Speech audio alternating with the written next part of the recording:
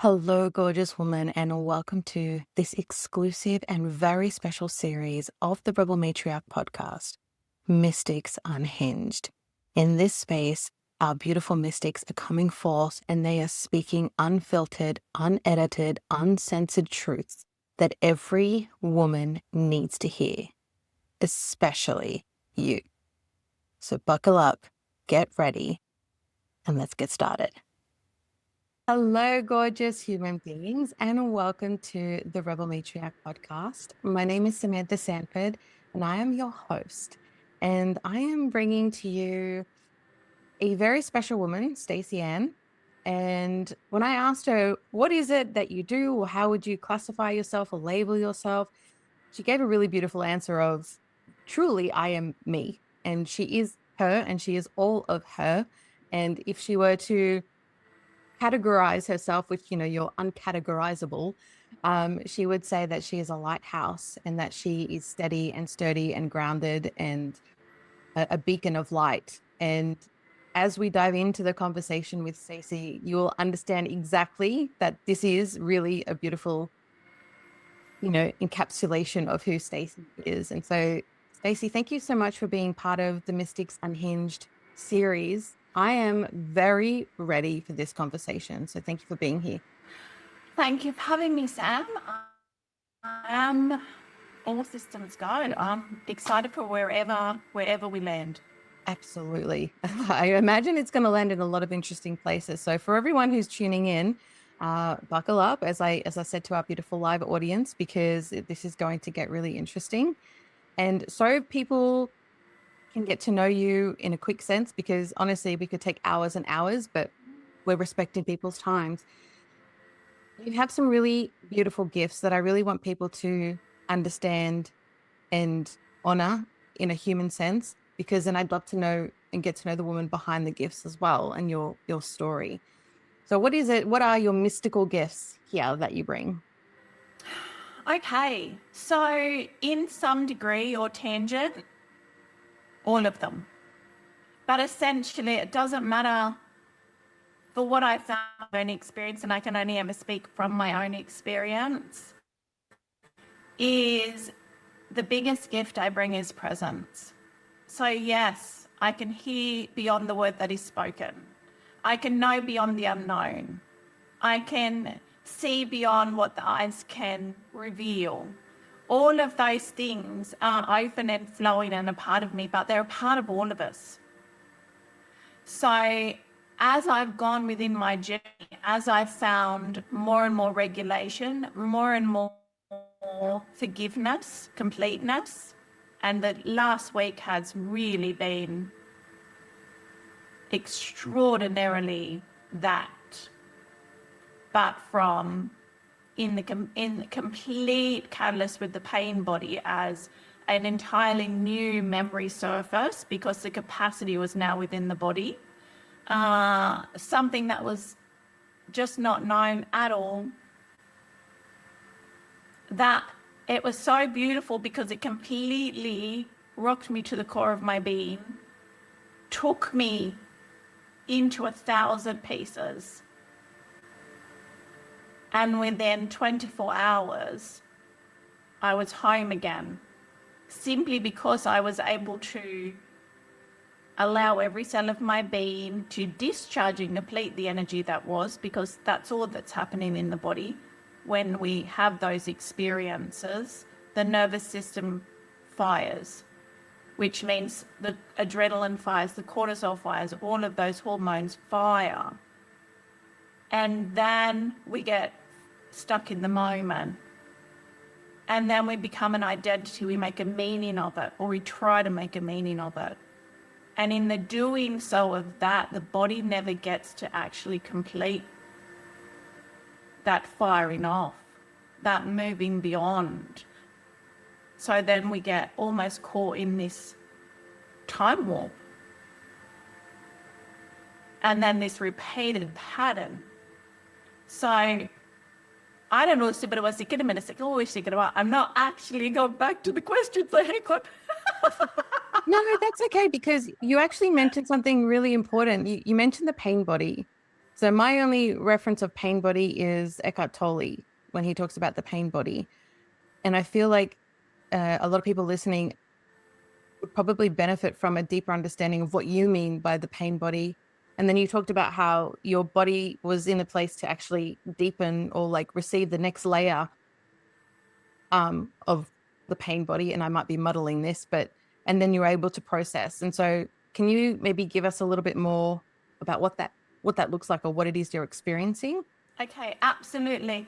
So, as I said, so basically, in a nutshell, and it's very important for people to comprehend this is, and I'll meet you wherever you are, and you have an absolute right to be there. And not only a right, but I do believe in a higher power. I have been to the other side and come back, and obviously I do have a lot of deceased loved ones, and from a very young age I got to experience grief and that people left the human body, and then the beauty of them, you know, coming back to me. So for me, I know the eternal nature of each and every one of us.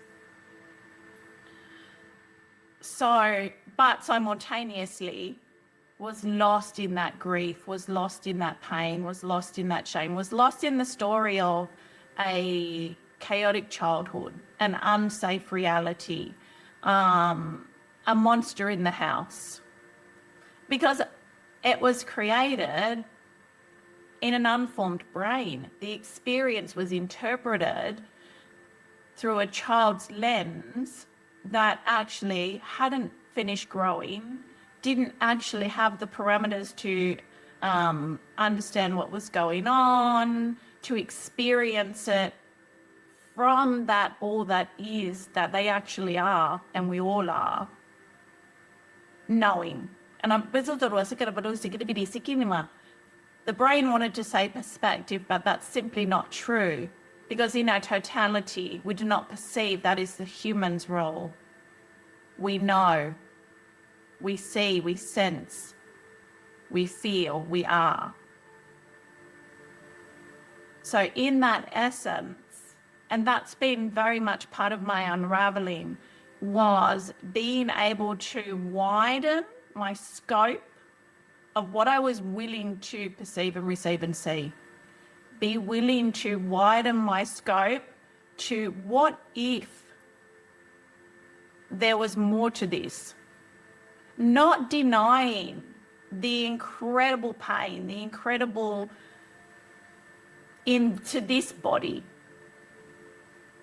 Not denying any of that, because that was all experienced. That little body lived in a state of terror and held that a lot longer than was necessary, simply because, one, the brain wasn't fully developed, and then once it was fully developed, as we now know scientifically, when one experiences repeated or extreme, to use, you know, a psychological psychiatry basis word, that fight or flight response, because trauma is not what happens to you, it's actually the process of what happens in the body and the meaning you give it. From that only just forming mind. So the child grew up in chaos. The child's story that then moved in through my adolescence and my adult years, and I held on to fiercely, was the only fractal that I could perceive through those eyes, through that lens, was that I had an evil mother who was dangerous, who wanted me dead, hated my guts, and women couldn't be trusted. I was, you know, taught that women were sluts. They were bitches, I was a slut, I was a bitch. And internalizing that, experiencing that without the full faculties of availability to perceive it all, Of course, then you believe that, well, if this person that birthed me, if this person who brought me through doesn't love me, like, and not just doesn't love me, but it is showing me through my lens, through what I can perceive, she actually hates me and actually would rather I was dead.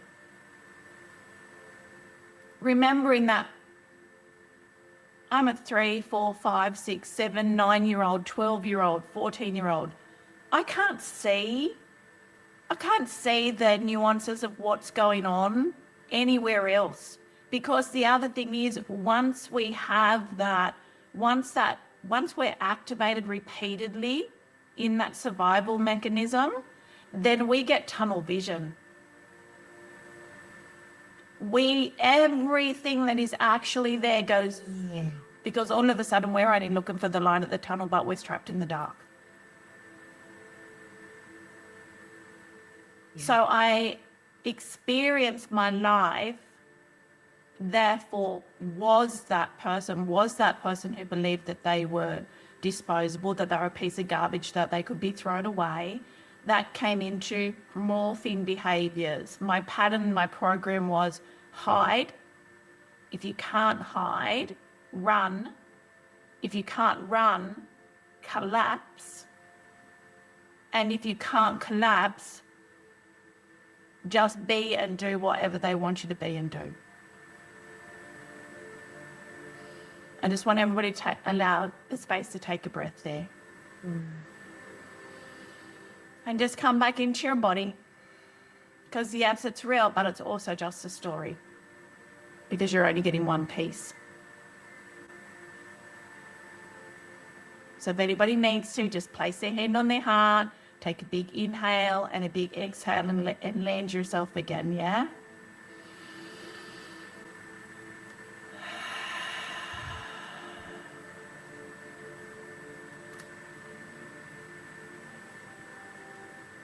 That's better. Yeah. It's a really important way of our human to comprehend life's traumas, right? Because no one escapes experiencing an event that leads to traumatic responses within the body. Nobody escapes it. And it's different for everybody. And as you were speaking to your own childhood experience and how you were perceiving everything from a not fully formed child's mind and brain, I was like, no one's ever explained that to me like that before, because I've had childhood traumatic experiences too. And you've done a lot of work and you've sat with the stories and you've done all the things. But for you to explain to me that, you know, and I get it. As soon as you said it, I'm like, of course I held on to this story. And so there are so many women out there that have experienced some sort of traumatic event, whether in childhood, whether as a teenager. We're still not fully formed and developed, right? And so we have these really tunnel visioned perspectives or understandings or stories of what happened, and then how our body responds to it, and the stories we create in our mind, and what we make it mean about ourselves, the identities that are formed on the basis of these stories that are not fully formed, and we're not seeing both sides. I'm just like mind blown right now. Mind blown. And thank you so much for sharing so vulnerably and honestly. You know, without even going to all the details, I feel like everyone could feel aspects or glimpse aspects of what you experienced. And then to see this beautiful glowing woman in front of them who has this really beautiful, expansive perspective.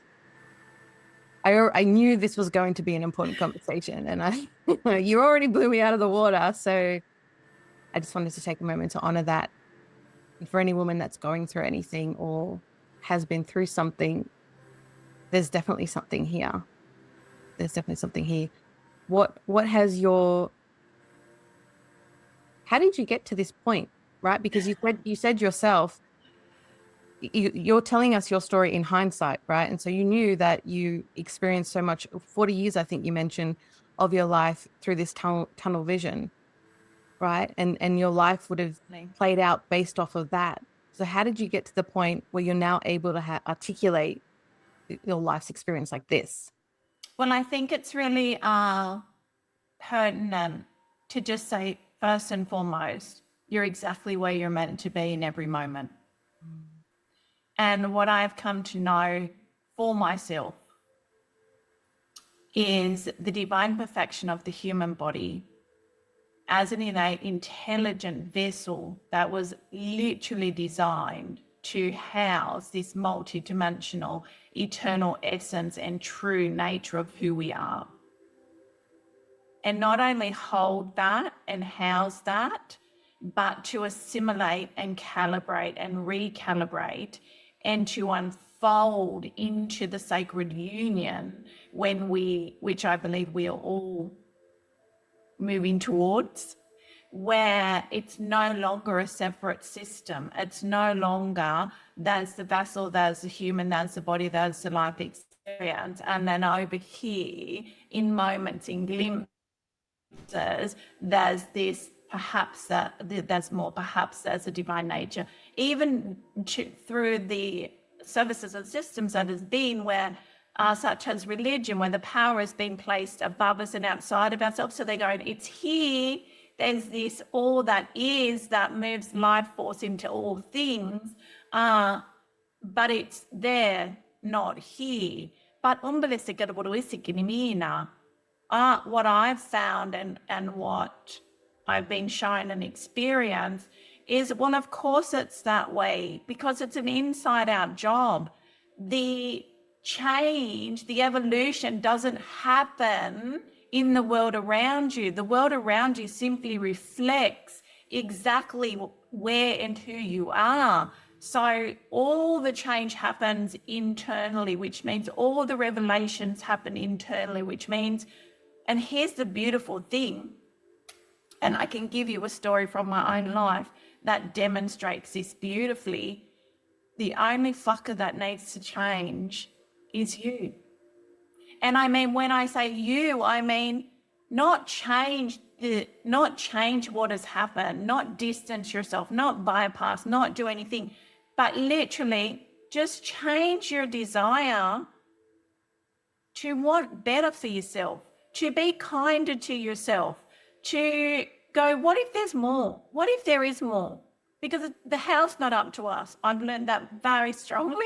I get shown that a lot. The how is not up to us, but your mind, until you have compassion for yourself, until you have a possibility that perhaps your truth, as you see it, is not the whole story.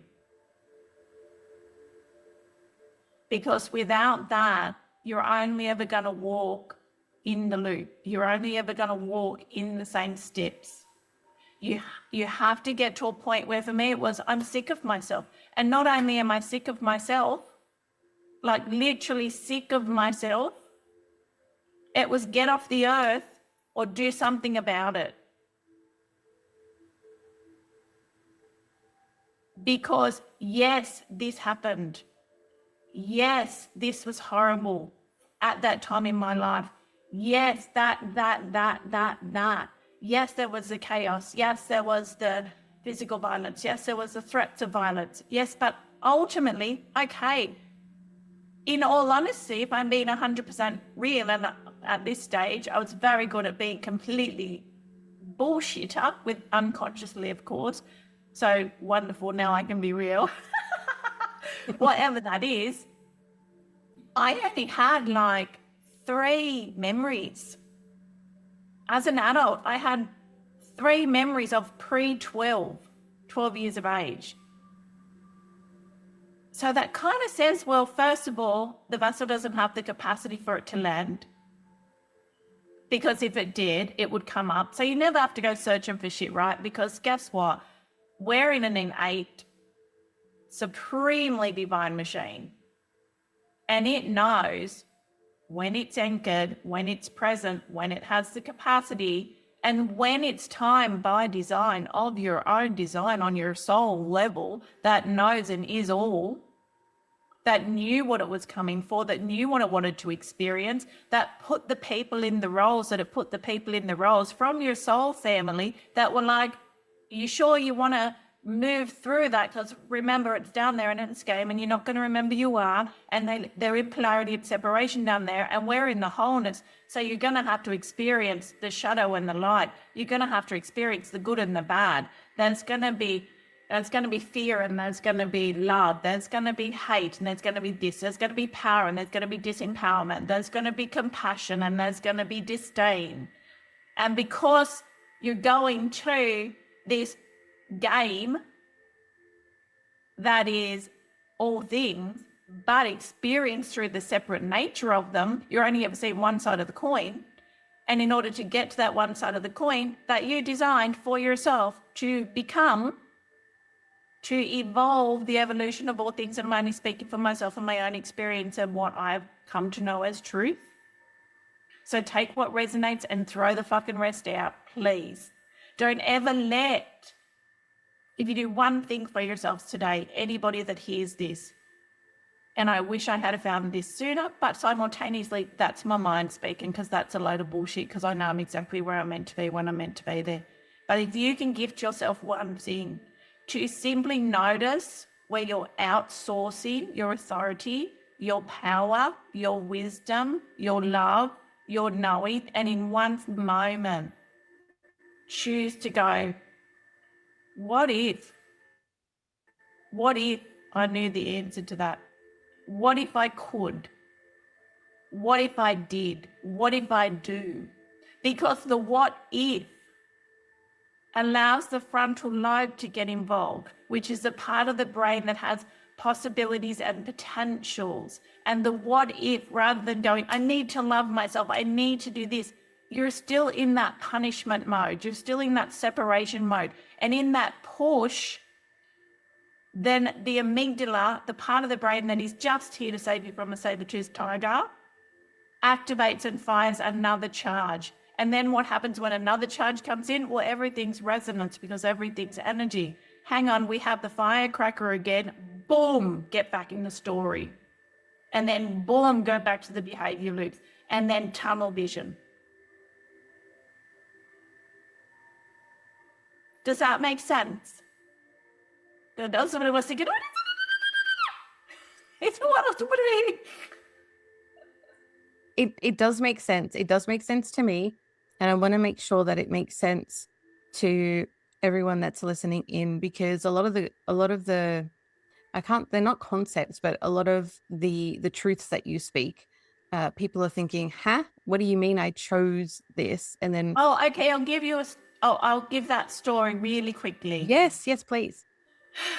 The first step, don't tell people to love themselves, because humans don't understand what love is. They don't have the concept. They haven't had the experience. So as soon as you say, just love yourself a little more, then you're only ever going to get the surface level of the program.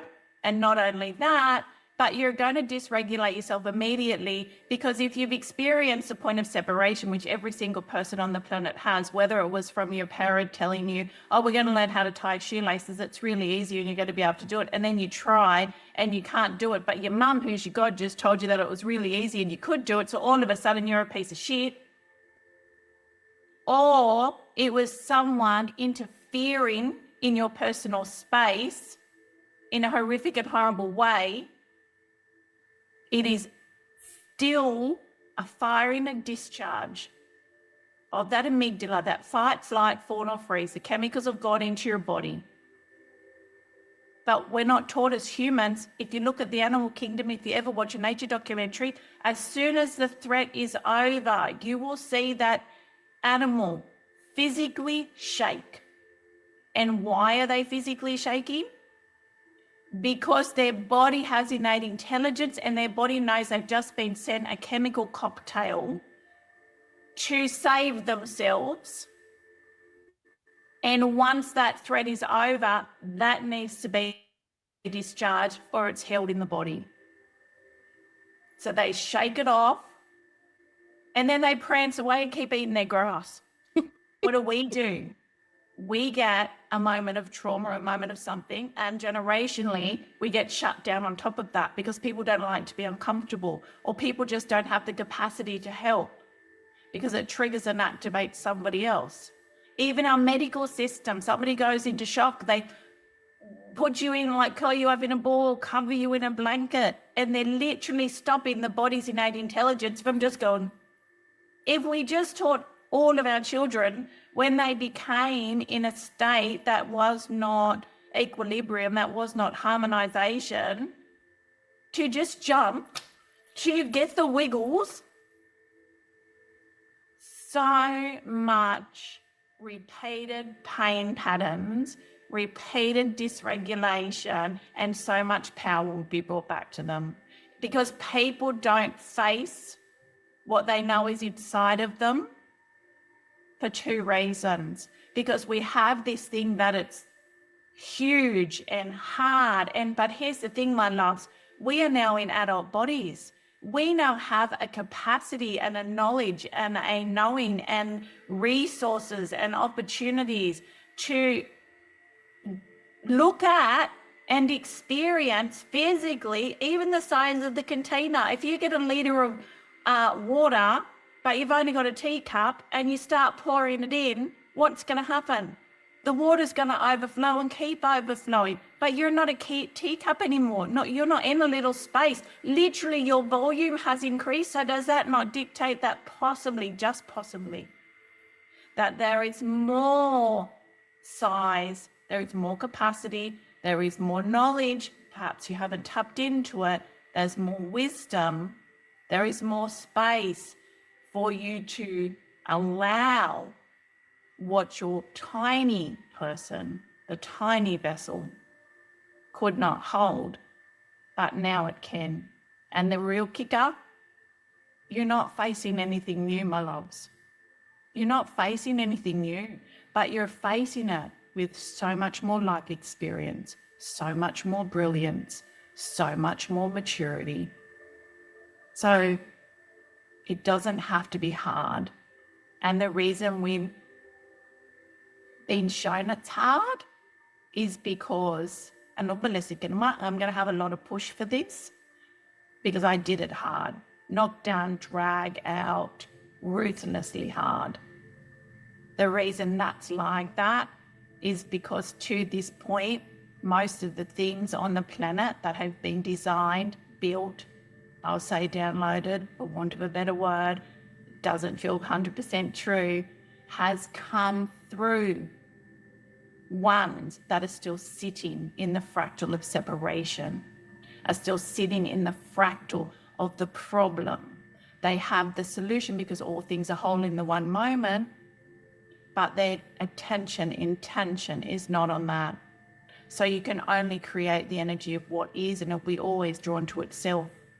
So of course, the journey to wholeness is fucking hard, and everything everybody is designed so far is hard because their attention is on something as a problem instead of something as an experience that simply was, that we were designed to move beyond, because essentially and initially, and we always will be whole. But whilst we believe we are not, we continue to live in a fractured reality. So much so. So much so. And that's also okay. That's also okay. There is no wrong here. I want to say yes and. I was a blackout drunk for decades, but it was okay because I only did it on the weekends.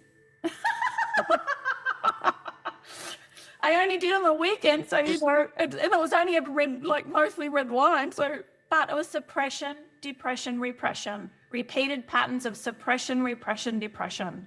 Whether it was drinking, whether it was sex, whether it was shopping, I literally was just, give me something to stop me feeling. Mm-hmm. Just give me something. And that changed, Samantha, if I'm honest, degree by degree. And it literally was becoming a mother was a huge Pandora's box. It opened every wound I had came spewing forth because in my trauma, the last thing I wanted to be was a mother. Why? Because I didn't know what it meant. I didn't know how to be it. I didn't have a demonstration. Children, it's not do as I say, it's monkey see, monkey do. We are absorbers. We are in a theta state, a hypnosis state from 0 to 7. We're literally just taking everything in and then becoming. But that's the beauty, isn't it? Because literally we get down from my perspective, from my knowing, oh, Melissa, get to work. That's very interesting that I'm saying it's perspective when I'm not sure if you can, I can see this right now, but there's a real element because I'm going back into an identity that isn't within me anymore. So that identity is coming forth to speak. And then my one is going, well, that's not the whole truth. Let's use this word as well. So I'm having this experience. I hope it's not too disconcerting for anyone. No, real time. It's real time. We accept it. So it's like, because I was thinking, so they just go, okay, so 0 to 7, you're literally being recorded. That's the way we've been shown, through The Body Keeps the Score and Gabor Mates and all of those great people. We now know scientifically, energetically, biologically, physiologically, we're in this state, brainwave state, and we're just absorbing. And so anything that happens or we see or we experience within that state becomes, we use the word imprint, don't we? But I think sometimes that can feel a little bit heavy and feel like we've been branded with something and we're stuck with it. So just right now in this moment, they're going like, and that goes into your little bag of tricks. That becomes a possibility for one of your characters. That becomes your magic toolbox for the journey that you'd already chosen to get your hands dirty in. And you've got all these beautiful pieces, all these costumes that are now available to you. It's like that, isn't it? It's like, what role am I going to play today? What costume am I putting on today? Exactly. And from moment to moment as well. I feel like even in my experience, I was a chameleon where I would adapt and change frequently throughout the day to, as a safety mechanism. And so when you say that, I'm like, yep, that makes sense. Yeah. It's like you go to your wardrobe as an adult now and throw the doors open and you're like, okay, well, what am I going to wear? Well, that's happening energetically on a guttural level when you're a child. Okay, well, what costume am I putting people in today? What costume am I wearing today? What aspect of the whole is going to be looping here today? Is going to be showing up? It's going to be being experienced. And when you change the story, just by going, what if there's more? Like, what if I'm not seeing the whole picture? Because for me, it started with being able to, my mum gifted me compassion. Like, without a doubt, if she hadn't of been willing I believe on a soul level, to become somebody that I deeply hated, to become somebody that was dysregulated, chaotic, in her pain body, and go through a scenario, a play, a book of, all these different experiences with me, I wouldn't be able to be who I am today. I realized that I had the capacity to, not for myself, but I could look at other people's behaviors and see the wounding, the pain, the belief system, what they were really asking for underneath. And so I couldn't judge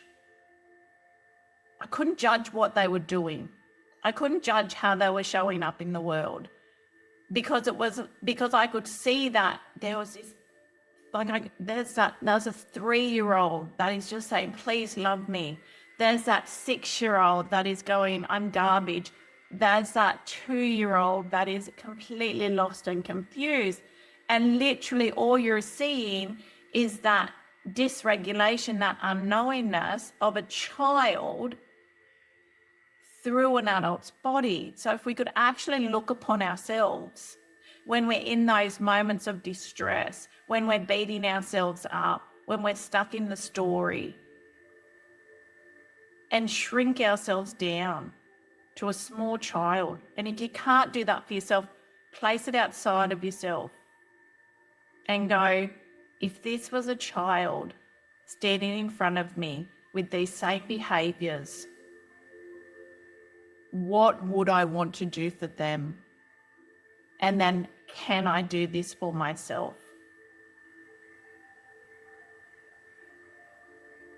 It's really simple, Sam, and we've made it really, really complicated. Honestly, no one's ever explained that to me like that. And it feels so simple.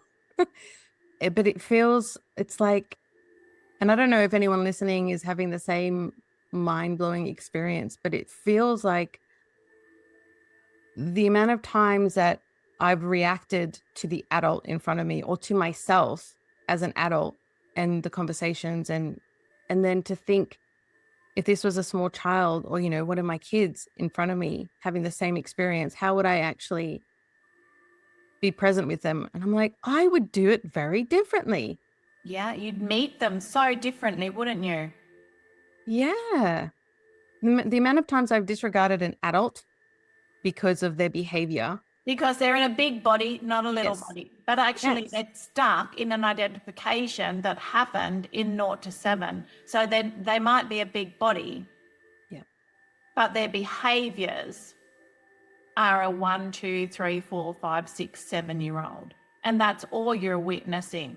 So if you're witnessing in a 1, 2, 3, 4, 5, 6, 7-year-old, are you going to be shaming them? Are you going to be blaming them? Or are you going to get down on their level with compassion and love and try to understand, try to comprehend, to see them, to be present with them? Yeah. Because it's in your presence, without judgment, without attachment, it dissolves. In your witnessing of thyself, without agenda, it dissolves. I have questions. Yes. Maya. So I really appreciate this truth. So my question being, if we're all walking around in adult bodies with wounded childhood reactions and experiences, With dysregulated nervous systems, because we've got a heap of chemical cocktail still incomplete, the discharge has been incomplete. We haven't fought it. We haven't, ran it off. We've just got stuck. We haven't been able to do the complete cycle. That's right. We haven't had the full body shake. At what point does radical self-responsibility come in? And then also at what point, how do we balance? So now that we know this information, right, we can be intentional with how we show up in all our interactions, but also there's a lot of interactions. And so it's like, it would be very exhausting, right? I have 2 little kids, and just having to do it with 2 little kids all day, every day is like, I'm wiped out. So how do we find this balance of being present with this process for everyone, but then also at what point do we step up into radical self-responsibility of making changes for ourselves? Okay, beautiful question, first and foremost. Okay,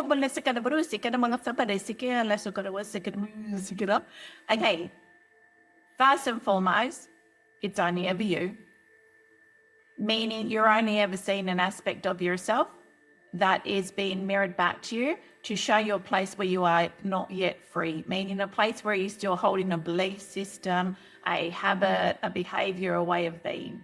It's you, it's you, it's you, it's you. So for me, and I mean, look, I was following the pain body for a long time, and I've done a lot of modalities, a lot of study, a lot of courses, because maybe that'll fix me and maybe I'll feel better and maybe that'll help. But it was every piece to the puzzle added to the kaleidoscope that was all perfect. But it was until I got dropped on my ass, my marriage went, and then the cult, as I like to call it, when they dropped me on my ass because I was too mentally unstable to continue to teach for them or anything else. So they were like, "You're dark, get out." Deal. Yep. So until everything imploded, even though I'd been doing the work, right? Decades of doing the work.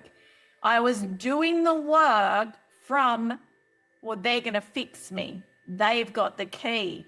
They've got the magic. I just need to show up and, participate. But I don't actually need to begin making the changes where the behavior shows the reflection of what I know. And here's a list of what I want to skimmer. Here's the journey as I've seen it. We get the information, right? And it's a think, it's a thought, it's within the head. And then the progression, and this could take a lifetime or decades, which it did for me, or this week, extremely traumatic memory surfacing, one day, body going into complete collapse, energy doing the entire cycle of discharge, which did look like a lot of crying, a lot of sobbing, a lot of shaking, a lot of rocking. Then moving into disidentification with that as being wrong or whole or anything else. And then back to complete regulation within 24 hours and going and being able to speak openly about it and going like, wow, actually the person I thought he was pretty neutral and a bit, I used to be really pissed when I was a kid that he actually didn't stop what was happening. He just remained neutral because the story was, if I stop her, she'll get angrier and it'll be worse for you. Which made sense to a small child's mind, right? And now it's like, well, actually this person was also playing the role of evil in the house. And he was the main reason I couldn't remember anything. Because whilst I'd known of inappropriate touching, whilst I'd known of certain other experiences from people outside my family unit, actually it started at home with him in a much deeper way. And I'm like, so all of a sudden that whole story got flipped on its head. And the beautiful thing about that, Sam? I was like, I need to apologize to my mother. And not because we don't already have a relationship, because we've healed a lot, and not because she didn't do any work. And this is what I mean by an inside-out job. When I took the asshole, evil witch hat off of her and instead realized that, well, not everybody else is getting that psycho witch asshole. For starters, my brother's never got it. There's got to be more to her because she's got that friend and she's got that friend and, her sons love her and this is happening and maybe there's more. And apart from maybe there's more, What if there is more? And hang on, if behaviors are only symptoms of an internal state, where was she the victim in order to feel so fractured, so shattered, so fragmented, and so unable to hold her level of pain because of the experience, and then because of our identification of what that meant about her because she experienced it? Did she then turn to become the thing that she most hated in another? Because all things are whole. Now, we might not have the same behavior to the same degree, but I realized this evil person that I had allowed to completely stunt my growth, to give me permission to just continue rolling around in my bullshit, being a really sad fucking sack, wanting to end my life, not being able to be in the world because I had too much pain. I couldn't do that. Well, hang on a minute. The energy will be drawn onto itself. That's quantum physics. So that energy has to be in her. The discharge is different. The behavior was violence and rage. Mine was sadness and collapse. But we've got fight, flight, fawn or freeze. Pick one, babe. She fought. I freezed and collapsed. But we both carried the same energy. So she was victim. She became perpetrator. And through my willingness to, one, move beyond my victim by seeing that actually I was leaking my poison, this black, thick molasses of grief and pain over people I loved that in the human realm didn't deserve, and not in a horrible way, just in drunken outbursts, or the fact that I would bawl my eyes out till 4 a.m, drunk at the bottom of a tree, not even realizing it was under my children's bedroom windows and they could hear everything. And my husband would come out and just beg me to come to bed. Please stop crying, please come to bed. Please stop crying, please come to bed. Now, you can't say with any rationale that didn't affect them, that wasn't my poison, my pain leaking out onto their nervous systems, onto their experience. And therefore, yes, I might not have been holding a hammer to their face telling them I was going to smash their effing head in, but I was slowly and silently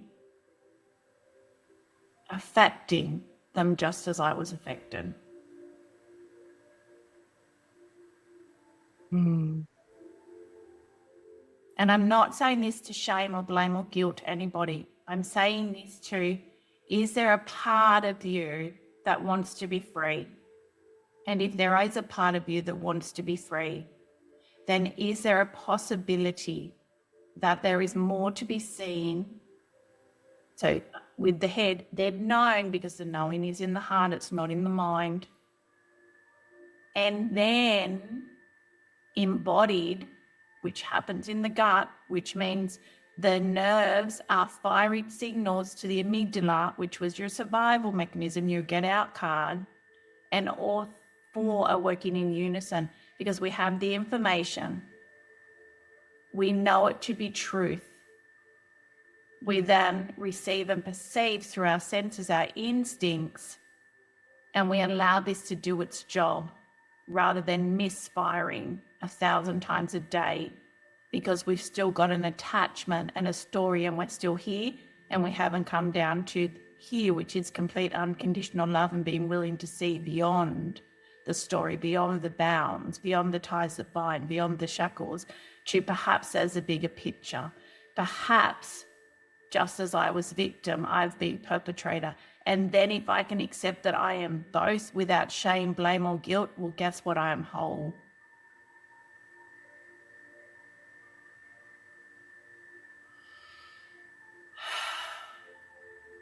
Yeah. I'm sorry. I must have got a lot of energy discharges from me after a little.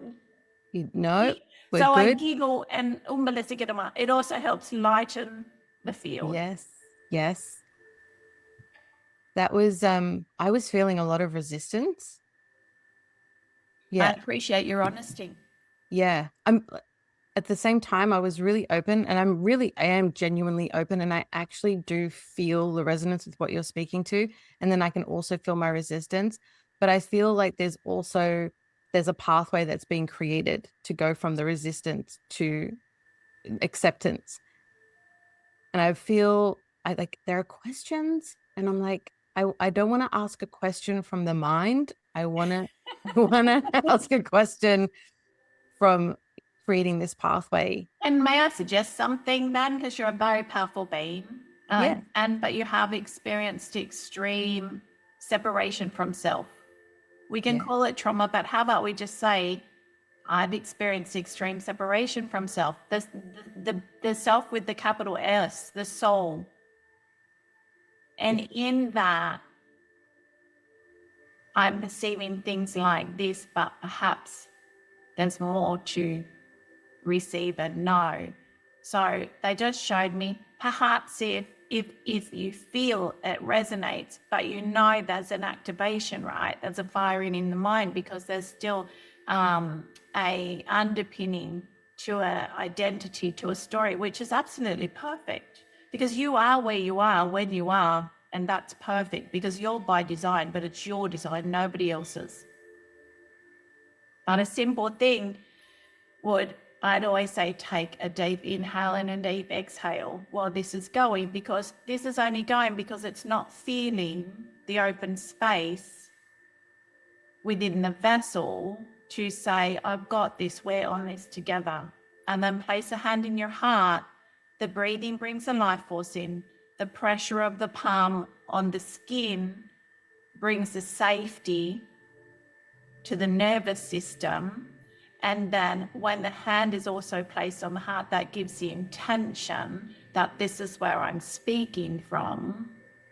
And then that whole column that we need to line up, that then loops back through into the amygdala, across into the frontal lobe, and then comes back down and does a loop. And then we can articulate, receive, ask the questions we wish, the quest I'm on, receive our own truth, because you're not receiving from me. You're simply walked into an open space where you get to receive the highest version of you that can be embedded and embodied within your cellular matrix.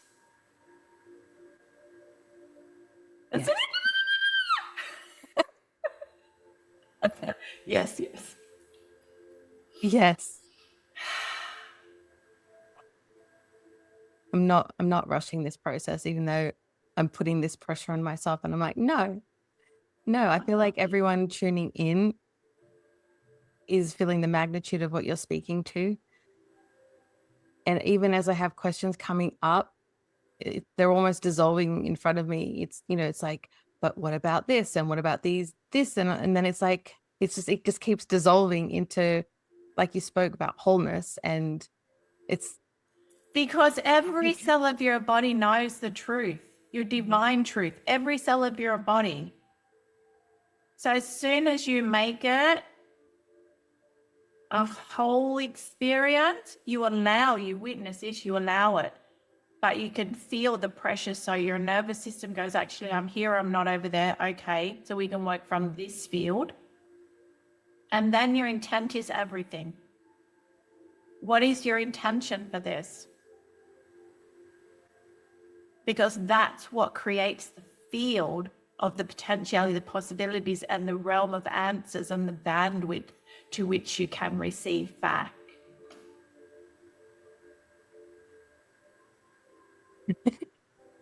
yeah, I have to keep putting my hand on my heart. I feel like if every woman truly received the codes from this conversation, and maybe they're having the same realizations and experience that I'm having, where it's all these questions from the mind are coming and then they're just dissolving, because it's just like, and even though my mind can't comprehend why they're dissolving, it's like there's this piece of like, I don't actually need to know. It's like, I know and I don't need to know. If every woman were able to receive what you've just shared and allow their human experience and their soul experience to go through what mine's going through at the moment, there's just this unwavering peace and unwavering knowing. And it's like, it doesn't even matter what's happening outside. Like, it doesn't even matter what's happened in the past. It doesn't matter what's happening in the world. It just feels like, and so it is. You're home. Yeah, home. Home. Because Everything makes sense. You've landed. Yeah. And it's a feeling that I haven't had quite like this before. And so I'm really looking forward to so many women receiving this. And I know it will happen in divine timing for everyone, right? Everyone's where they need to be. And so I know not everyone's going to be experiencing what I'm experiencing right now, though I know, if they were to come back to it, maybe they will at another stage. But there will be women that are experiencing what I'm experiencing. And I just want to sit in witness of your truth, and just thank you so much for sharing this, because it's a lot to receive. It's a lot for the human mind to receive. And that's why I hid for a really long time. Because I couldn't receive that. Yeah. Therefore, I couldn't be it, or channel it, or allow it.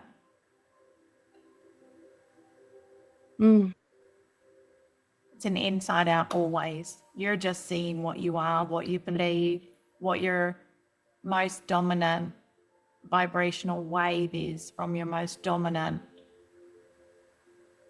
thought, unconscious or conscious. The one that's been practiced the most. That's it. And isn't that beautiful? Like, it literally, your beliefs are just the thought you've practiced the most. And if we practice, we can learn to be a violin virtuoso. If we practice, we can play, for our country in sports. And if we practice, there are so many magical and marvelous things that literally just take one moment, one awareness, one intention, and rinse and repeat. And not all of the time, because the only change happens in the very present moment. So it's literally just, I like to say, to people, you're activated, that's okay. What's the kindest thing you can choose right now? That's it. Don't make it complicated. Hand on heart, what's the kindest thing I can choose right now?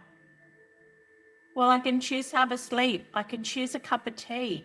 I can choose that song. I can choose to find a friend. I can choose to fucking breathe. Because I was a childhood asthmatic, so I didn't have a voice, and you gotta love the fucking brilliance of the body, because what did I become? What was I virtually from birth, according to my parents, was a silent asthmatic. Have you ever heard of silent asthmatic? Oh my Lord, Sam. We don't wheeze. We have bronchospasms that bark. Right. So I might not have been seen or speaking because I was too afraid, but my spirit was sounded like a male mating seal that hadn't seen his girlfriend in years. It was going to let you know I was in the room. And I love it. As a child, I was horrified because I was, get that dog out of the classroom. Oh, God. Oh, that's the magic. And I love your response right then. I've got a great, if I have time, I've got a great, full circle picture for that. Please, yes. So, one of the stories that I grew up with, my father was highly intelligent, skipped grades in school and super intelligent, but just couldn't get there in life. Had a lot of illness and a lot of other things. Now I know why, because he was holding so much of his pain body, right? And was firing it off in ways that were completely abhorrent to a child or himself. and then turning it back on himself and eating himself alive. So, but he was super smart. My older brother was super popular, good looking, super vain. Yes, Mick, I'm talking about you. Sorry, he's here in spirit. And by the way, my dad's already passed. He passed when I had just fallen pregnant with my first child, who actually came all the way through. There were a lot of pregnancies, terminations, and miscarriages because I just rejected it energetically. My body said, I can't do this. Out you go. So you're not smart. You didn't get your father's brain. You're not as smart as your brothers. So I literally grew up with I'm stupid, right? And I have very intelligent friends who get all of their worth and their love through the program of being smart, okay? And I've watched them suffer for far longer and more greatly than I. And here is how I designed it perfectly. Come into a family with high intelligence, be told that you just didn't get that gene. You didn't get that gene. Okay, so what's happening? I'm creating a program and behaviors around I'm stupid. Now, I tried all the time very hard because I was desperate to get the love back that was not given to me.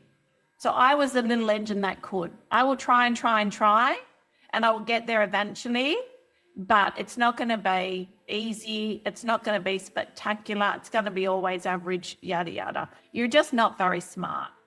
You didn't get the brain. And as a young adult, still trapped in my story and my trauma body, you know, that showed through in the storyline of I went to university, I had one essay left to hand in. There was innate knowing that I'm never going to use this.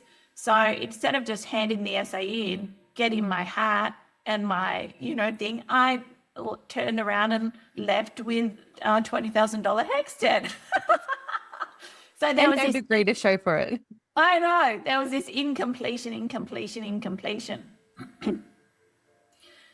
But this is where the design from soul comes through into complete perfection and wholeness. I am now a physical medium, meaning my body physically changes shape and form. I do a lot of work. I've had a number of miscarriages and terminations at a young age.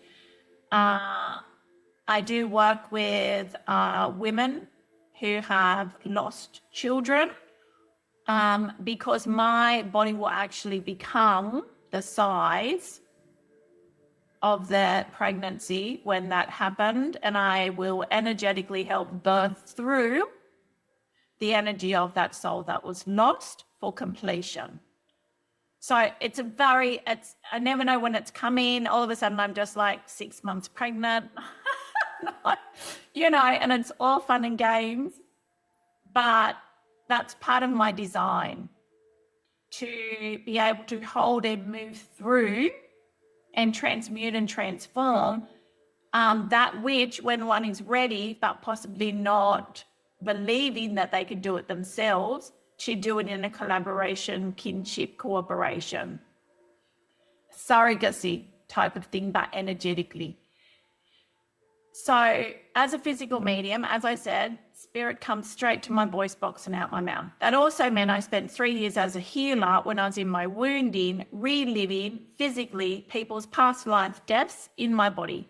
So they would be on the table in bliss and I would be on the floor with an arrow through my head, a gunshot wound to my gut, physically feeling everything.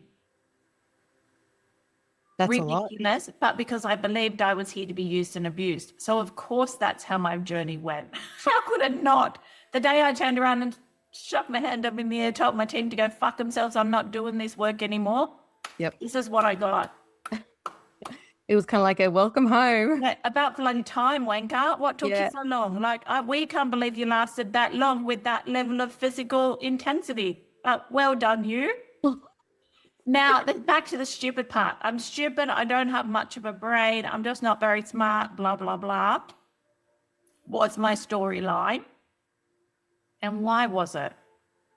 Because that ensured that when spirit wanted to come through me, They had to do it hard. They had to do it fast. It had to be an automatic, because otherwise, one, I wasn't going to believe it because I couldn't possibly do that because I'm dumb.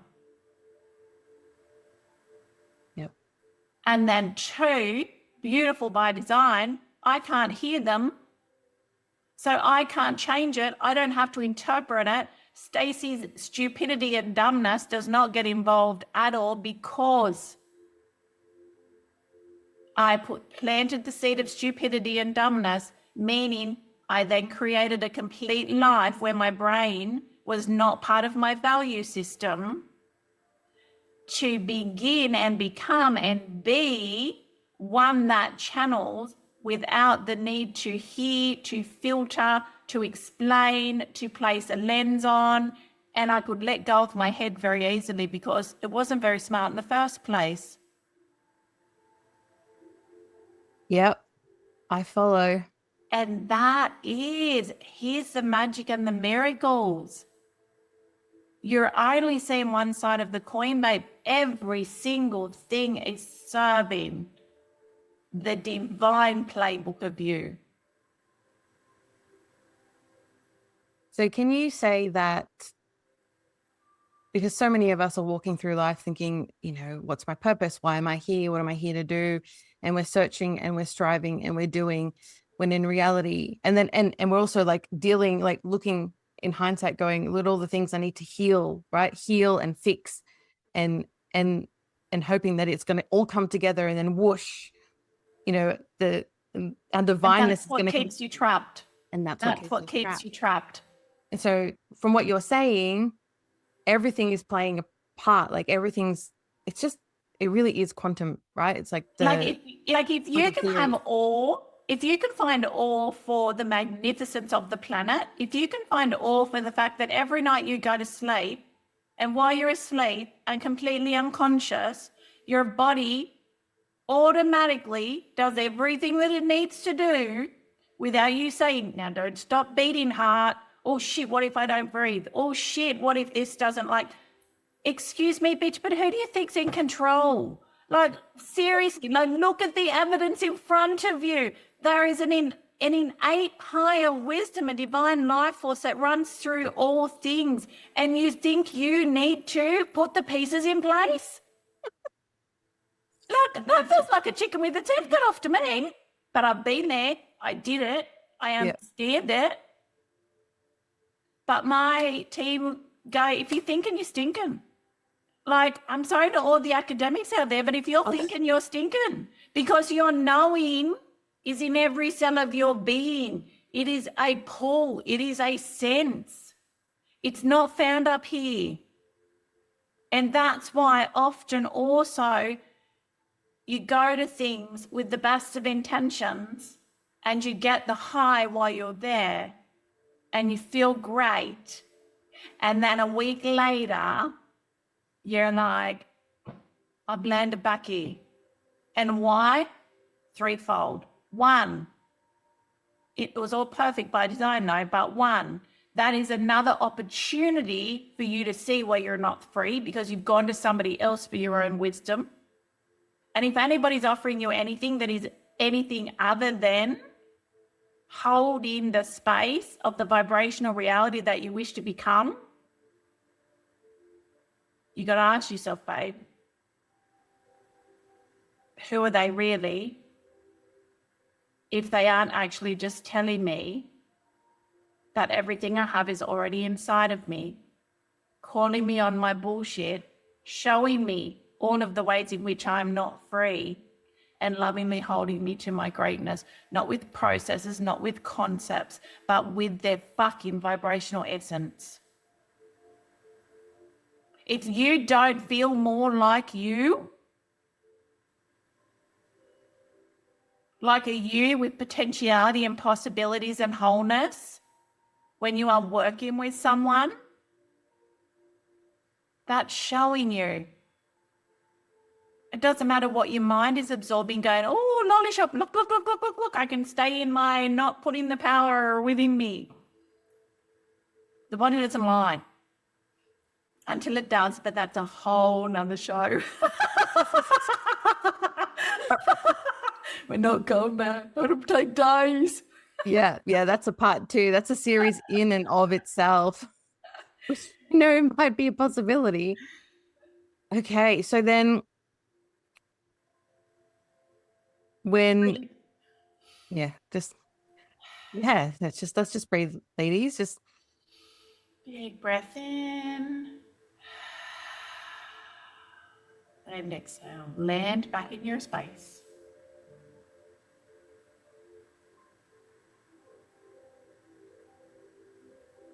I love this. I just feel like you've gifted everyone the ultimate permission slip, especially those of us who have like dedicated their lives to healing generational trauma, ancestral trauma, our own trauma. We have these really big visions of what we want to see in the world, how we want to experience the world, how we want our younger generations to experience the world. There's so much pressure on us to have a solution, be the solution. We're constantly jumping around doing all the things, and we feel like we're not getting anywhere and it's not happening. And, we make it mean all the things. And what I'm hearing from this part of the conversation is that as long as we're coming into self, so heart and gut and womb and like in the body, intuition, connected, and we're listening, and then we're following our internal guidance, that's all we need to do. 100%, because that's what is the radiant point. Because it doesn't matter what you're doing. It's what is your state doing? Because your state is affecting your field, and your field is what is meeting people and merging with them.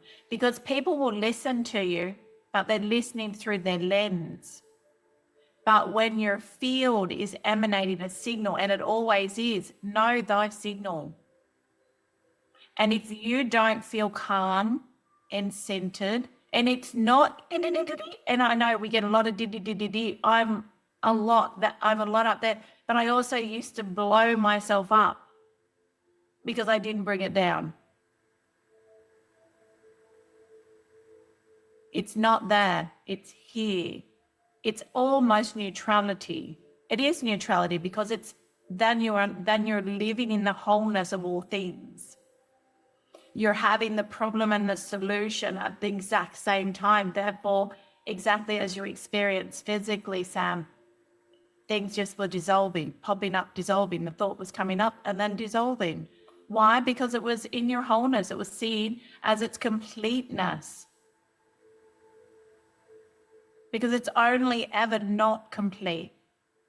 Because our attention is only on one part, one fractal. We are the kaleidoscope. But with every turn of the dial, we get a different picture. But we're still all of it. Yeah. And I think we're perfect. And we're perfect. Exactly as we are. And just be kind to yourself.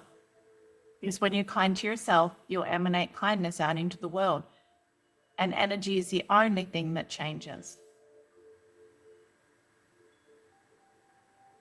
I think if women were to take one thing from this conversation so far, it would be even just that, to be kind to yourself. Because so often we're not. And it feels so simple. And yet hearing your conversation, hearing your truths, coming back to being kind to yourself, it has such huge ripple effects in your own life and then also the lives of others. So if this conversation has been overwhelming for anyone up until this point and they're frantically trying to make sense of it, I would recommend what you recommended, which is hand on your heart, do some deep breathing, and then exactly like Stacey said, do something. What's the kindest thing? What's the kindest thought I can have right now? And then once you have your kindest thought, okay, what's the kindest thing, action? What's the kindest next step I can take right now? Make it simple, because it is. Because the only place you get complexity is in the shattering. So when you bring all those pieces back, then you're only looking at a single thing in totality. And that's simple to perceive one thing, isn't it? even though it's made up of all. But when it's whole, it's easy to view, it's easy to know, it's easy to allow. Exactly. What a beautiful visual. It's more Lizzie, yes, it's easier to perceive one thing. And so we take all those fractals and we bring them together. I am blown away and also grounded in this conversation. And that is perfect. Yeah, Because it's no point being out here because we came to be in the body. that's exactly And right. the body has the keys. The body is the key, but also the code. Yes. And your body is emanating some beautiful codes. And, you know, before I start every call, I always ask for the codes in medicine that are meant to be received for the greatest good of all comes through powerfully, profoundly, and so that women can receive it. And I feel like I'm good on that one. I feel like this has been very well coded. So your intention, check. Intention, check. Yes. And I know we're coming up to almost an hour and a half, but I did want to sort of touch in because you mentioned that, you know, you're a physical medium, and you mentioned through your experience of the stories of you telling yourself that you were stupid or people telling you that you were stupid, and it allowed for your gift to come through amongst other gifts. When did that threshold meet? When was it that it all came through for you, the strength of your gifts? You know what? Look, I started the journey of, for want of a better word, healing. Yeah. Coming You're home healed, yourself. people. Thyself be healed. It's miraculous. Yes. You know, it's literally just a calibration. It's not a healing. It's literally just you're calibrating. That's it. Calibrating, activating, realigning. But like we build new taste buds every 7 years. We get a whole new whatever. Like it's constantly in a state of renewal. We just get a little bit kinked off sometimes. So it definitely came through. My firstborn was highly clairvoyant. So he had night terrors from birth. So every hour in the hour, screaming, thrashing, sweating. So that was, you know, wonderful. While simultaneously being told that's impossible. They don't get them till, you know, 2 or 3. You're just spoiling the child. You need to learn control crying, yada, yada. Anyway, that got sorted. Then he could see spirit very clearly. And my clairvoyance really, I would say, didn't kick in till, in a known way, probably until after my NDE 5 years ago. Oh, we haven't even touched on the ND experience. Oh. So I would say 5 years ago. So the healing journey started with my son because the poison leakage, the overflow, the inability to hold the pain inside anymore, the door opened when I became a mother. Because all of a sudden I had the blueprint that was necessary for the transference of my maternal parental blueprint and all of the ancestral blueprints. So I literally energetically just then in that moment, not through pregnancy because I'd had multiple, but in that moment of birth, the door opened for the transference of the blueprint of the entire line and lineage of all the women who had been mothers through the ages, and I stepped in and became one with that to unlock all that I was here to bring wholeness to. Wow. That's a lot. So it started then, and then, you know, I've got a list of things I'm qualified in that I was just all still trying to fix myself. That was it. Yeah.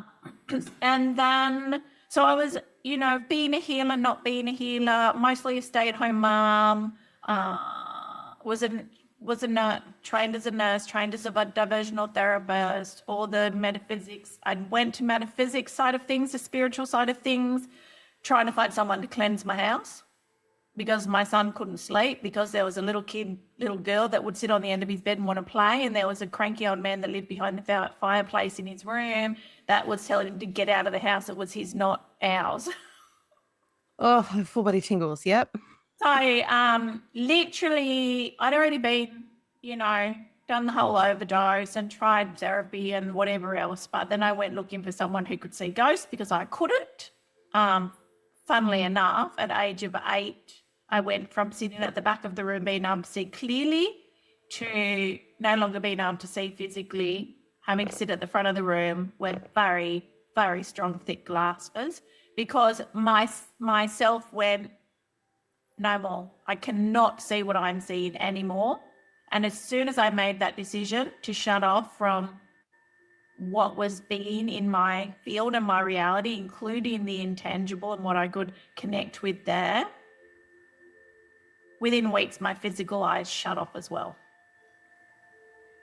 So I had to have a clairvoyant son to come through to bring the pattern back through for the energy transference and for the activation, for this to slowly, for that pathway to be willing to open it back up again, because everybody's a mirror for you. So that was lovely. That was charming. The cult was great. It was just a metaphysics group until it wasn't 8 years later. But again, I went from my parents' home to my husband and I have been together since we're 16 and 18 to my husband's home. So they had power, then he had power. They're trying to find a ghost whisperer for my son.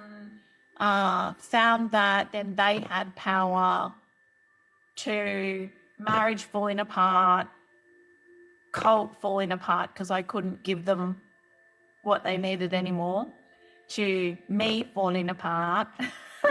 Still in my strong denial though, still knowing all of the things, I was a kinesiologist, I was a nurse, I was a massage, I was NLP, I was Master Reiki, blah, blah, all the fucking labels, big shit. You're not even doing it on yourself means jack. Still trying to go outside. And then in 2020, my partner and I got back together after 11 months of marriage counselling. And I think I got it then on a deeper level, the experiences of childhood, because it was still normal. It didn't matter what it was. It doesn't matter what it was. It's still your normal. So you're still only seeing it through a certain lens till other people start getting involved and telling you, and overlaying their perspectives and their trauma lens on it, which can then embed a whole lot more in us. It's not necessary when we are. It's like stacks on approach, right? You know the game when you're a kid, stacks on. Oh, yes. Oh, my God. Stack, stack, stack, stack, stack. So 2020, I spent ferrying backwards and forwards from Sydney to Newcastle. My brother had fallen into a coma, had a heart attack. Needless to say, there was an 8-month period of ICU where we said goodbye multiple times. His whole body shut down, blah, blah, blah, blah. Basically, he just tried to keep exiting. And they kept sending him back. But because we had already buried my dad, my mum had already buried my dad, buried my older brother, buried her fiance, plus all of the parents. She couldn't cope with burying anybody else, and I knew that. So I was being the caregiver, right? The caregiver, the caretaker, the space holder, whilst not actually having any juice in my tank to do that. Because I just packed up my family property of 21 years, which was a massive task. It was 10 acres, 6 containers, a 5-bay shed. There was lots of things. But I was doing it. I was making the trek, back and forth, and just giving my energy and myself completely over to them. Was simultaneously being told, stop, not your job. But here's the kicker, right? I promised my dad on his deathbed, when he wouldn't let go, that I would take care of my mother, the mother that I actually hadn't spoken to. I didn't have a relationship because I still held her in that She was the evil one.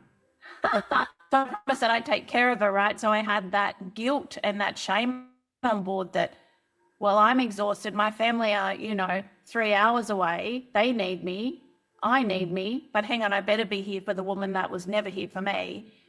And the little brother who was a heroin addict and, had all his own strife because she can't afford to lose anybody else. So basically ran myself into the ground, gave everything I had whilst knowing Spirit was going, enough, stop, just go home. This isn't your responsibility. Ignore, ignore, ignore.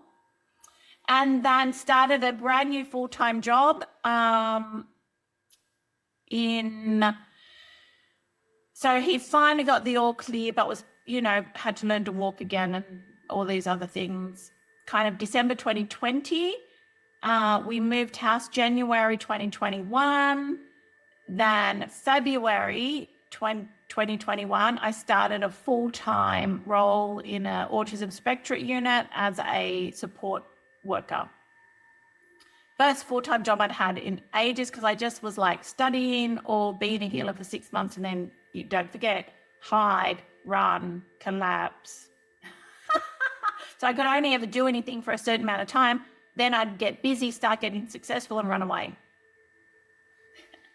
So 26th of February, 2021, I was in the playground, on playground duty, and 10 minutes later, I was back in the classroom, lunch had ended, and I was itchy all over my face and my body.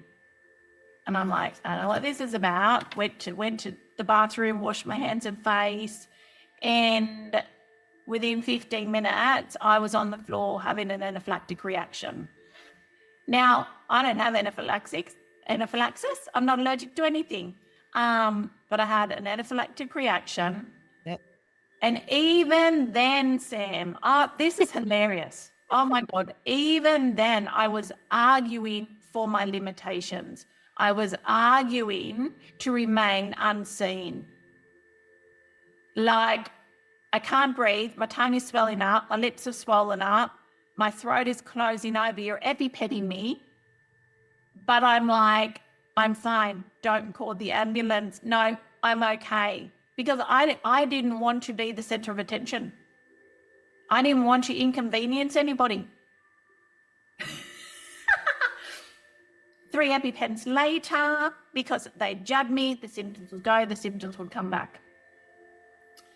Found out later, basically, there was a poisonous mushroom in the playground. One of the teachers had interfered with it, and 2 meters away, unbeknownst to me, I had breathed a poisonous spore in, and my body had tried to shut it down to get rid of it. For 5 weeks, I had anaphylactic reactions to different substances. So basically, my body was just like, we're done. And then I was in hospital in Brisbane. I told my husband I was well enough to go to a retreat. Yeah, it'll be good for me. It's what I do. I love it. I'm fine. I have EpiPen, we'll travel. So I did. It was extremely intense. I cracked wide open. And then when everybody was getting that certifications, my throat started to close over. And we were all sitting in circle, right? So there was no way in hell my program was going to break that circle to save my own life. No way in hell. And this is decades of doing the work, doing it up here, of being it, doing it. I knew all the things. So it's got people started noticing that I was going. Long story short, ambulance called, EpiPen administered, and they kept me in hospital overnight because the bronchial spasms kept continuing, and I had also missed my flight home.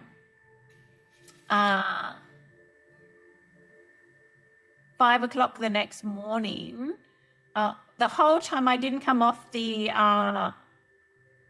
allergic reaction the way I usually did, and I had this pain in my head that was indescribable.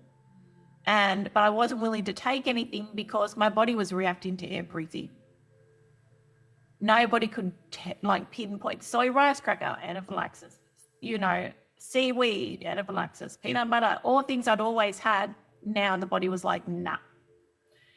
And I remember asking the nurse, I said, can I just have some paracetamol? And she's like, oh, you're not charted? And I'm like, look, she came in, I need to take your obs. I have a pillow over my head. She's like, I need to take your obs. I said, oh, you can go home and you've stopped barking. I'm like, there's something really wrong here. Can you get me some paracetamol? I need to take your obs and we'll see what happens. She took the obs, left the room. By then my vision had gone. Above my bed was in spirit my father and my brother. And I just was like, something's really wrong. And then I was out of my body.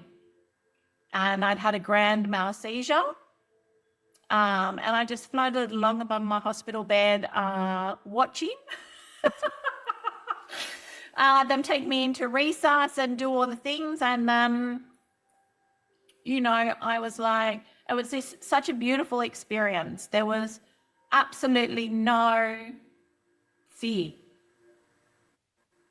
It was just, I was just witnessing and observing this body, these people working through, keeping me alive and working on me. And I was just absorbed into this golden white light. And it was beautiful. And, like a lot of NDEs say, I got to see my loved ones. I got to communicate with Source, as well as my guides and my team. And I was basically told, this is your exit point if you want it. Because you're weary. So you can stay or you can go back. But if you go back, you go to be the one you went to be.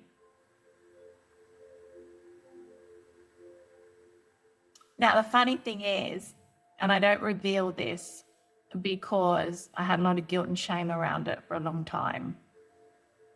The last thing I can recall before regaining consciousness hours later was saying, I want to stay. Now, I had a beautiful husband, beautiful children, a new beautiful home, a new job that I adored. But I wanted to stay because, as they explained to me, you can't go back to that body because you've broken it. Holding on to all that I held on to, it corrodes. So we're going to give you if you go back, you're going to have a new body. Well, what does that mean? What does that mean? What does that mean? It doesn't even make sense. So basically, I regained consciousness around 1 p.m. the next day, and immediately my soul tried to leave through my heart center. The physical vessel felt like, one, disgusting, two, like I was underwater in a full metal jacket. Because this, to it even appear solid, is so slow moving vibrationally. The molecules and cells are moving so slowly, and our essence is so high and light that once we actually have experienced both and then they come back together, it takes adjustment. As I said, I didn't really tell anybody the full story of what had happened. I definitely didn't tell my husband. He just knew because the Brisbane hospital had called him to say, your wife's in here. So I caught a plane home, got picked up at the airport, and my husband got angry because fear. And I'm just like, stop. right now, all I need is your love. That breath, right? That's the key, that breath. Okay. And then I had this amazing, beautiful journey of multiple seizures and convulsions almost daily for 3.5 years. And the whole time I was still trying to perform, still trying to be the good wife, still trying not to let drop the ball for everybody else's needs, because there was still this part of me that was like, if I don't be this, I'll be thrown away. And I remember at one point yelling from my bed after a convulsion and going, what are you doing to me? Like, what is this? And I heard, you're all is well. All is well in your world. You are simply calibrating. You are now 12th dimensional.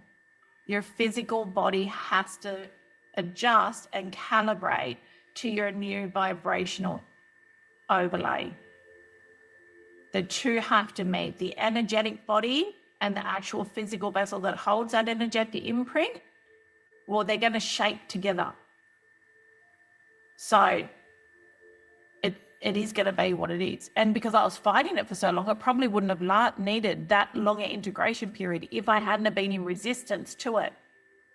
Because I didn't want to look like a freak. I didn't want to be like a burden on anybody. I didn't want to be a burden on my family. I just wanted to get back to normal, while simultaneously not being able to recognize my own self in the mirror for 6 months. I could not see Stacey in there. And having no physical memory or connection known to my husband or my children.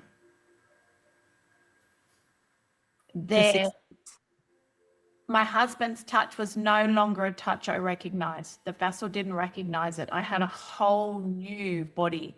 My higher self, a higher aspect of my soul, was who was now inhabiting me. And it did not have the connection there.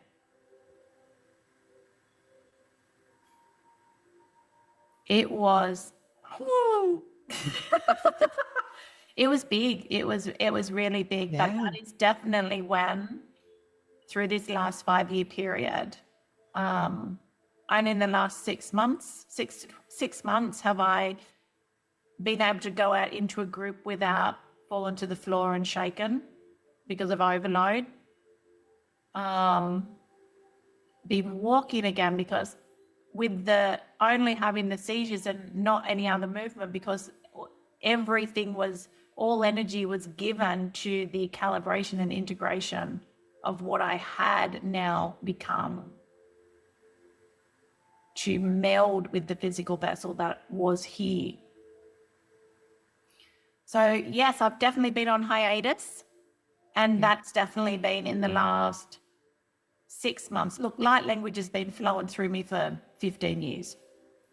You know, that's not a sign, people. Like, please know that just because somebody speaks in tone, in code, in sound, in natural language, just because somebody's clairvoyant, just because all they're showing you is an aspect of who you are and who they are, it doesn't relate to wisdom, it doesn't relate to embodiment, it doesn't relate to unconditional love, it doesn't relate to them having met themselves, because it's just a fractal particle of who we actually are in our totality. So I'm not sure, Melissa, what I was getting at. I'm not sure why I'm saying this, but I think people really need to stop placing people on pedestals just because they perceive something in them that they don't yet perceive in themselves, because you don't look at somebody that can see and put them up as a messiah. But as soon as somebody's clairvoyant and they can see something that you just literally are not tuning into, through choice, conscious or unconscious, you want to make them more powerful than yourself. Psychic ability is not a sign of embodiment, is not a sign of mastery, is not a sign that somebody is home. Use your whole being to sense what is real and true for you. Stop looking at the sparkles, because that's not truth.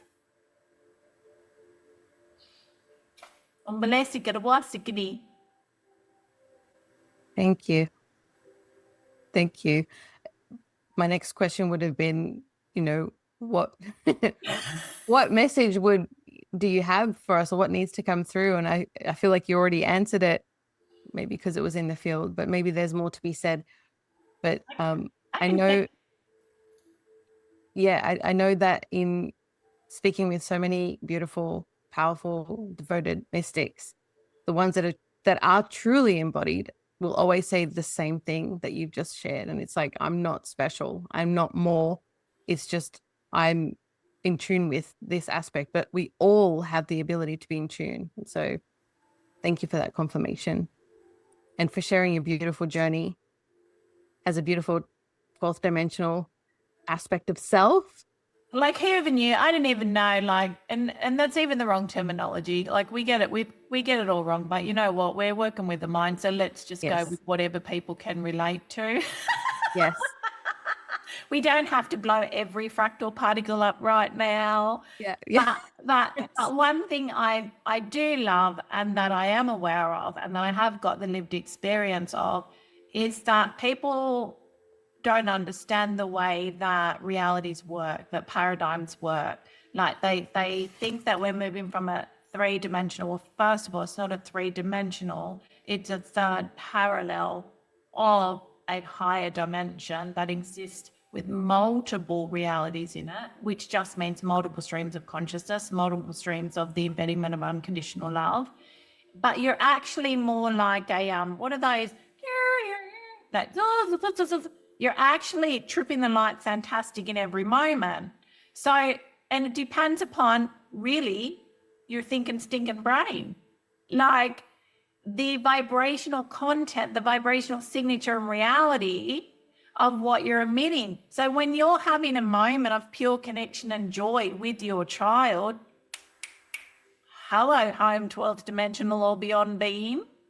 When you're having a memory and you're pulling what was into the now and believing a story, well, hello, third dimensional, because you're simply in the separation. You're not seeing the whole picture.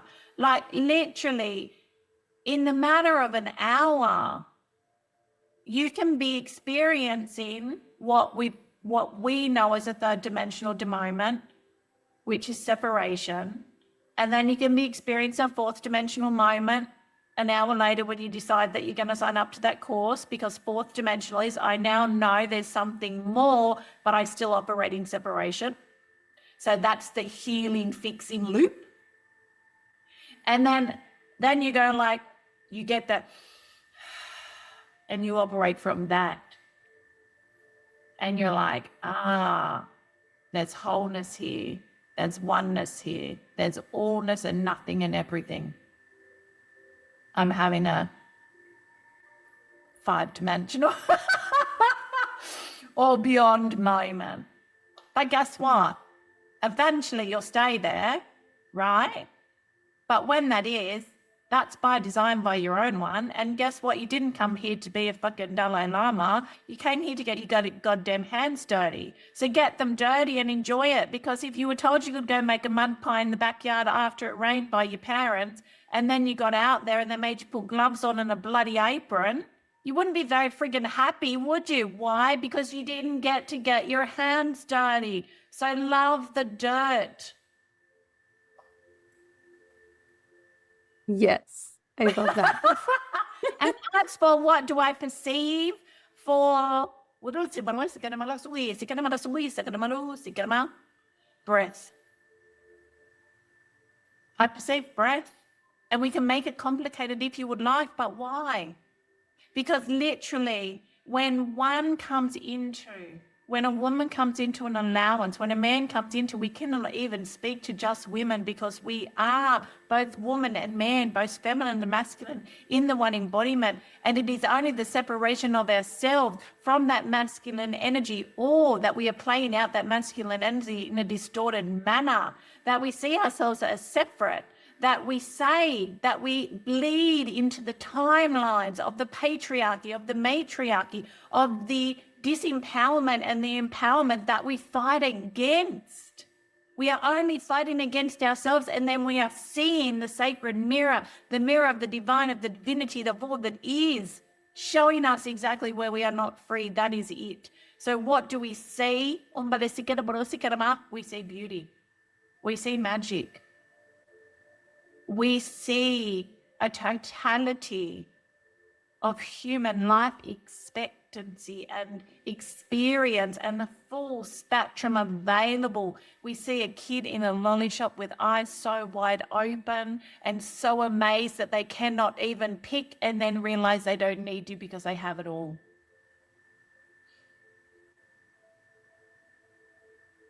Thank you.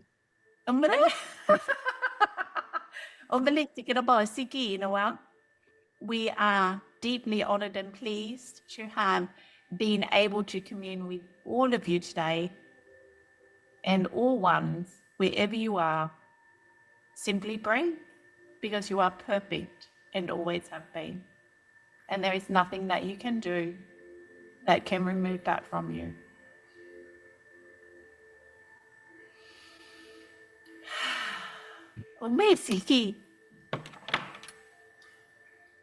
And just like, for disclosure, these are my peeps. And this one in the corner, Jodes, like, oh my God, like she has been my mentor, my master, my sacred divine mirror. The transference of energetic patterns that her setting in her power has allowed me to stand in mine. We are magnificent ones. That's beautiful. Well, thank you, ladies, for allowing Stacey to come through. Thank you, Jody. Because if she didn't do what she did, then you wouldn't be here doing what you're doing. And so it's all interlocked and interlinked. And so I thank you all so much for our beautiful live audience. And thank you so much, Stacey, for being here.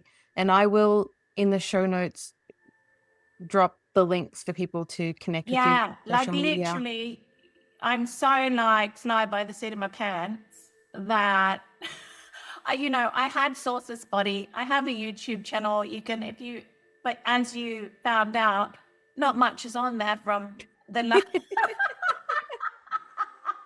but let's let people catch up perhaps. I don't know. But yeah, Source's Body, you can find some things on me. Otherwise, Facebook, Stacey Boland William. I think Source's Body is also on there. I'm here, I'm now, that's all I can be. And we're willing to play in the deliciousness of all that is. And I have one final question. Are we having fun yet? You know what? I feel like the fun is just beginning. We've covered so much ground, and I don't even feel like I need to contemplate. I just feel like I just need to be present with my family and just let it all integrate without me consciously doing anything. And then I feel like the fun is just beginning. So it's been an absolute, I've had fabulous time. So thank you. And thank you for your support, my loves. And thank you for this beautiful opportunity. It's my first ever podcast interview. And it was brilliant. You are brilliant. Your brilliance shines through, and we are forever grateful, because truly you've impacted so many of us in our conversation today. So thank you so much for being part of Mystics Unhinged. Oh, thank you for the invitation. It was a lot of fun. Hey. Thank you for being here, gorgeous woman, for rising with us, remembering with us, and refusing to shrink inside a world that benefits from your silence. If this episode moved you, cracked you open, or reminded you of who the hell you are becoming, share it with a woman who is ready to rise too. I want to invite you to follow, subscribe, and leave a rating so this message becomes too loud, too wild, and too undeniable to be ignored. The movement grows because of women like you. Women who choose truth over comfort, liberation over obedience, and voice over disappearance. You can connect with me, Samantha Sanford, at Rebel Matriarch, and all links to our guest are in the show notes below. Until next time, stay rooted, stay rebellious, and remember, the world changes when women refuse to disappear.